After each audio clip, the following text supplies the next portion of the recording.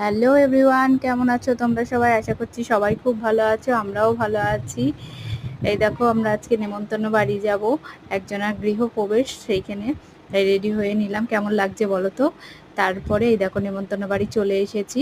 বাড়িটা এত সুন্দর করেছে, বাইরের থেকে যেমন অপূর্ব দেখতে তেমনি ভেতরেও খুব সুন্দর করেছে। তারপর আমরা ভেতরে গিয়ে কয়েকটা ছবি টবি তুলে নিলাম। দেখো, এখনই ছবিগুলো দিচ্ছে। দেখো, ছবি টবি তোলা হয়ে গেল। আমার ছেলের মুখটা দেখেছো? আর ছেলের মুখটা সত্যি, ও খুব অসুস্থ জানো। হঠাৎ মানে খেতে বসেছি খাওয়ার টেবিলে, আর হঠাৎ সেই বমি বমি করতে আরম্ভ করেছে।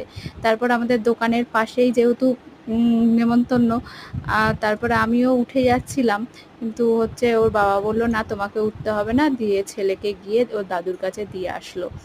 দিয়ে এসে তারপরে সারা রাত যেন ছেলে আমার বমি করেছে। আর এটা হচ্ছে আমার ভাগ্নে, আমার ননদের ছেলে।